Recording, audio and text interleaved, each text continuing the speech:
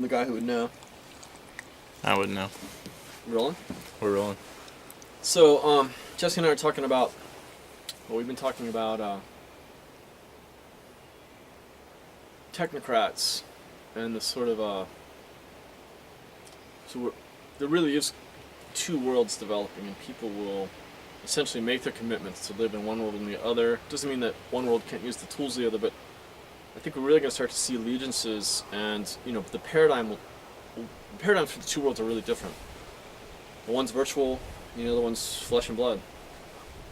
And we were talking about, you can't blame people for what they haven't experienced.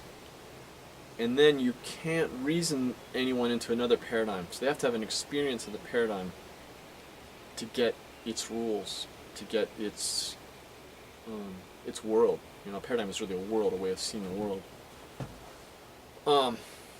So one of the problems is that, we're going to see a whole generation raised on portable electronic devices from a very early age, like from infancy. And another thing we're going to see that kind of conjoins with that in the next 10 or 20 years is that the machine will really merge to the body. So it'll be less apparent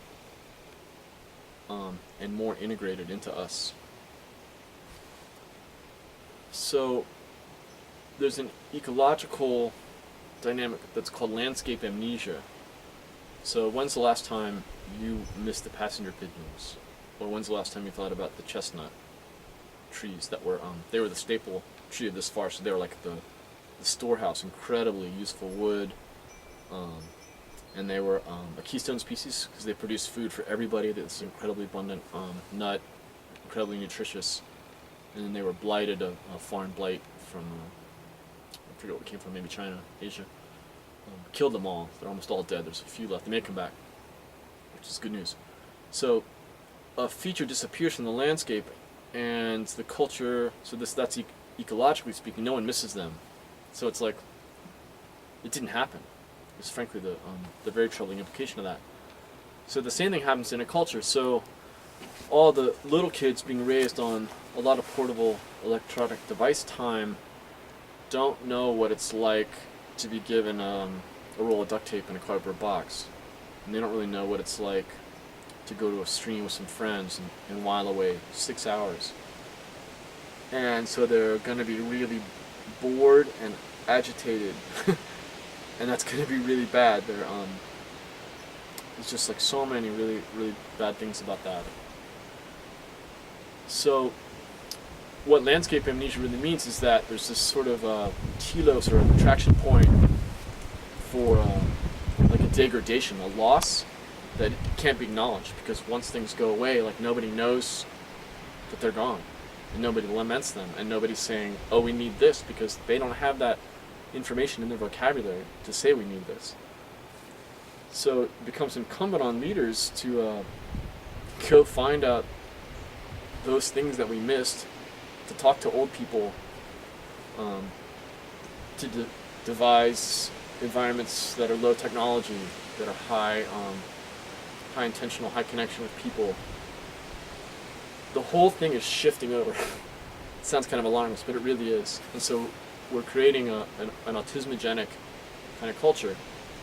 And what we'll see is a bunch of illnesses, and it won't be like sort of linear causality where the Journal of the American Medical Association is not going to come out and say small, portable electronic devices for little kids are causing them to be to have autism. That'll never happen. So it'll be like, well, we think it's this, we think there's environmental stuff, there might be stuff in the family, it might be genetic, it's multi-causal.